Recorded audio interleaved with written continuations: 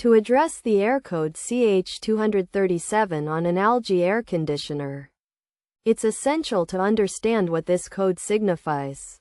The code indicates that the indoor unit's communications PCB is not receiving a signal from the outdoor unit's communications PCB for over 3 minutes. Several factors can contribute to this issue, including the outdoor unit being unpowered, a faulty or unstable communication cable, or a defective outdoor unit communication module.